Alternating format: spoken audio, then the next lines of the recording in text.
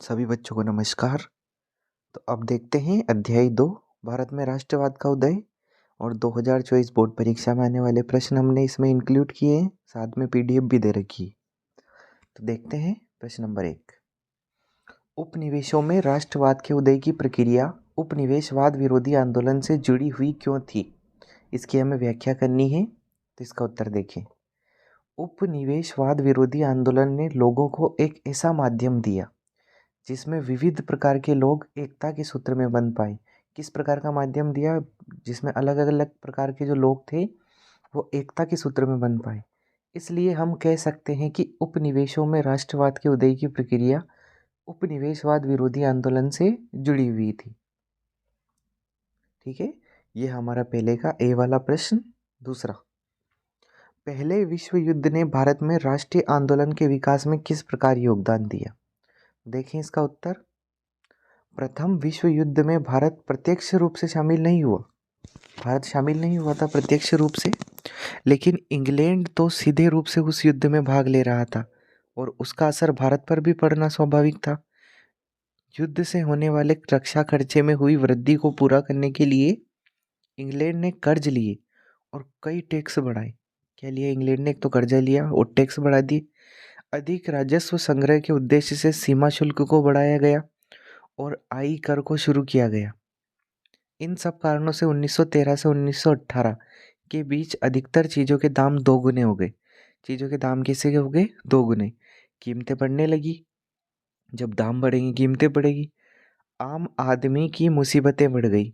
प्रथम विश्व युद्ध में लड़ने के लिए लोगों को सेना में जबरन भर्ती किया गया, जिससे ग्रामीण इलाकों में बहुत आक्रोश था। ठीक है, तो ये पहले विश्व युद्ध ने भारत में राष्ट्रीय आंदोलन के विकास में इस प्रकार योगदान किया क्योंकि एक तो टैक्स बढ़ गया। ये देखिए, प्रथम विश्व युद्ध के बाद की कुछ तस्वीरें हैं इस प्रकार से।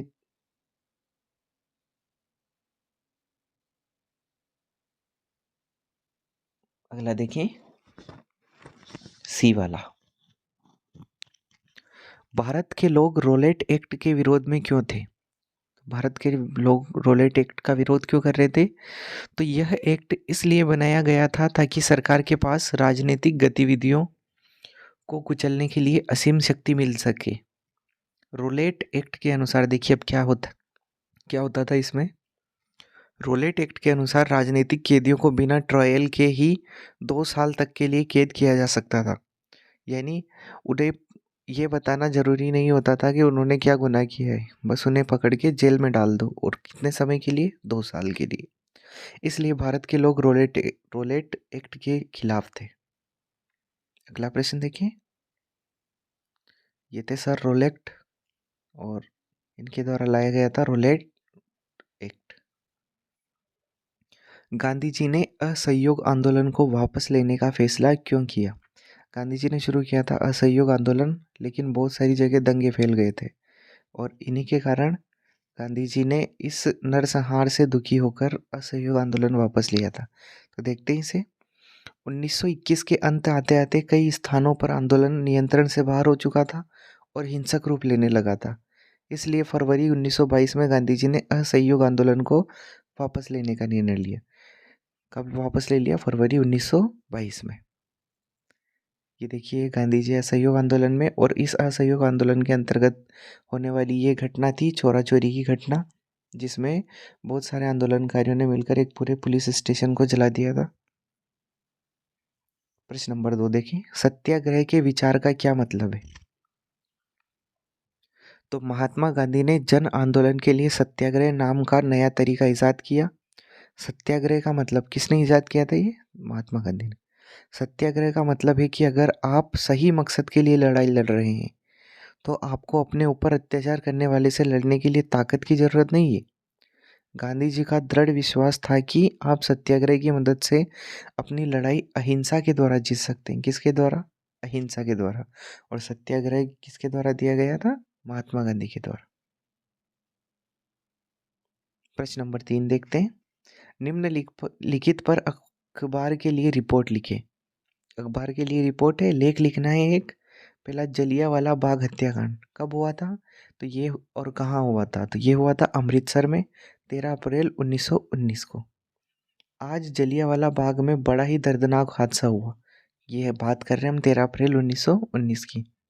बाग में बैसाखी के मेले में आए हजारों निर्दोष लोगों पर अंग्रेजी जनरल डायर ने गोली चलाने के आदेश दिए।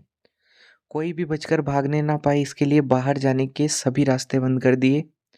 इस नृशंस गोलीकांड में कई लोग मारे गए और उनसे कई गुना अधिक घायल हो गए और पूरा देश इस दुर्घटना से सकते में आ गया था, क्योंकि इसमें इतना भयंकर नरसंहार हुआ था जिसमें बूढ़े, बच्चे और जवान किसी को नहीं छोड़ा गया था। ये जलियांवाला बाग नरसंहार को दर्शाती दो फोटो हैं, पहली और एक ये दूसरी। इस अध्याय में दी गई भारत माता की छवि और अध्याय 1 में दी गई जर्मेनिया की छवि की तुलना करनी। ये प्रश्न नंबर 4 है। तो भारत माता की छवि और जर्मेनिया की छवि में जो समानता है वह है मातृभूमि को एक महिला के रूप में दिखाना। क्या समानता है दोनों में? इसमें उसमें मातृभूमि है, इसमें मातृभूमि। मातृभूमि को एक महिला के रूप में दिखाना।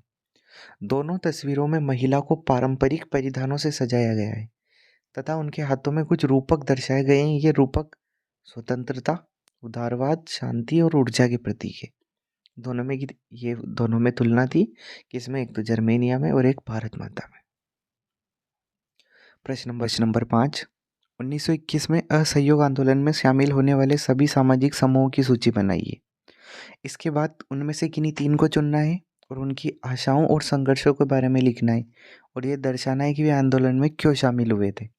तो देखें इसका उत्तर। असहयोग आंदोलन में किसान शामिल हुए, आदिवासी, बागान मजदूर, छात्र, वकील, सरकारी कर्मचारी, महिलाएं आदि शामिल हुई। और इनमें से 3 का विवरण इसने पूछा है, तो 3 के बारे में देखिए। सबसे पहले आते हैं किसान। तालुकदार और जमींदार अधिक माल गुजारी की मांग कर रहे थे। किसानों से बेगारी करवाई जाती थी। इन सब के विरोध में किसान उठ खड़े हुए और किसान चाहते थे कि माल गुजारी कम हो, बेगार समाप्त हो और कठोर जमींदारों का सामाजिक बहिष्कार हो। ठीक है, ये तो किसानों की समस्या। बागान मजदूर क्यों परेशान थे? तो चाय बागानों में काम करने वाले मजदूरों की स्थिति भी खराब थी। इंडियन इमिग्रेशन एक्ट 1859 के अनुसार बागान मजदूरों को बिना अनुमति के बागान छोड़कर जाना मना था, यानी बिना अनुमति के वो नहीं जा सकते थे। असहयोग आंदोलन से प्रभावित होकर कई मजदूरों ने अधिकारियों की बात मानने से इनकार कर दिया। वे बागानों को छोड़कर अपने घरों की तरफ चले गए, लेकिन रेलवे और स्टीमर की हड़ताल के कारण वे बीच में ही फंस गए, जिससे उन्हें कई मुसीबतें झेलनी पड़ी। पुलिस ने उन्हें पकड़ लिया और बुरी तरह पीटा। ये किसकी समस्या थी? बागान मजदूर की। प्रश्न नंबर 6, नमक यात्रा की चर्चा करते हुए स्पष्ट करें कि यह उपनिवेशवाद के खिलाफ प्रतिरोध का एक असरदार तरीका कैसे था। नमक यात्रा के बारे में बात करनी। तो नमक यात्रा जो है वो 12 मार्च 1930 को गांधी जी दांडी मार्च या नमक आंदोलन के रूप में शुरू किया था। उनके साथ 78 विश्वस्त अनुयायी शामिल थे। महात्मा गांधी और उनके अनुयायी 24 दिनों तक पैदल चले और साबरमती से दांडी तक की 240 मील की दूरी तय की। रास्ते में कई जगह उन्हें अन्य लोग उनके साथ हो गए। 6 अप्रैल 1930 को गांधी जी ने मुट्ठी भर नमक उठाकर प्रतीकात्मक रूप से इस कानून को तोड़ा। ये था नमक आंदोलन। अब देखिए आगे।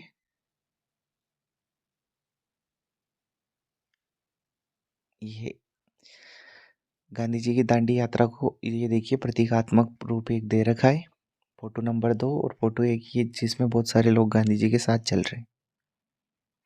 नमक एक शक्तिशाली प्रतीक था जिसे हर व्यक्ति से जोड़ा जा सकता था। नमक का इस्तेमाल हर तबके का आदमी समान रूप से करता है। ऐसा नहीं है कि अमीर आदमी अधिक नमक खाएगा और गरीब कम खाएगा। किसी उद्योगपति या व्यवसायी के लिए यह उम्मीद जागती थी कि कई अन्य कर समाप्त हो सकते थे जिनसे व्यवसाय प्रभावित हो रहा था। किसी आम आदमी के लिए नमक कर समाप्त होने से नमक की कीमत में गिरावट की उम्मीद जगती थी, क्योंकि नमक उस समय बहुत महंगा था। प्रश्न नंबर 7, कल्पना कीजिए कि आप सिविल नाफरमानी आंदोलन में हिस्सा लेने वाली एक महिला है। आप महिला हैं, बताइए कि इस अनुभव का आपके जीवन में क्या अर्थ होता है। देखें, पारंपरिक तौर पर एक महिला की भूमिका घर चलाने की मानी जाती है, ये पुराना तरीका। लेकिन असहयोग आंदोलन में भाग लेकर मैं राष्ट्र निर्माण में भागीदारी कर सकूंगी, यह मेरे लिए किसी प्रोत्साहन से कम नहीं होगा। मेरी ड्यूटी थी लाठी चार्ज में घायल व्यक्तियों की सेवा करना। अब हमें ये बताना है अनुभव अपना। तो मेरी ड्यूटी थी लाठीचार्ज में घायल व्यक्तियों की सेवा करना। ऐसा करने से मेरा हृदय उल्लास से भर गया। ऐसा लग रहा था अपने काम के जरिए मैं गांधी जी के बड़े लक्ष्य में अपना योगदान दे रही थी। ठीक है, ये हम कल्पना कर रहे हैं। और प्रश्न नंबर 8, राजनीतिक नेता पृथक निर्वाचिका के सवाल पर बंटे हुए थे। बंटे होंगे ही सही, क्योंकि सब अलग अलग लोगों को रिप्रेजेंट कर रहे थे। तो मुस्लिम लीग, देखें इसका आंसर, मुस्लिम लीग के नेता मानते थे कि मुसलमानों का भविष्य हिंदू बहुल देश में सुरक्षित रखने के लिए पृथक निर्वाचिका की जरूरत थी। वह अपने समुदाय के लोगों के लिए बेहतर राजनीतिक शक्ति की इच्छा रखते थे। और भारत में दलितों के उत्पीड़न का लंबा इतिहास रहा है, इसलिए दलितों के नेताओं को शंका थी कि सवर्णों के हाथ में सत्ता आने से दलितों की स्थिति और भी खराब हो जाएगी।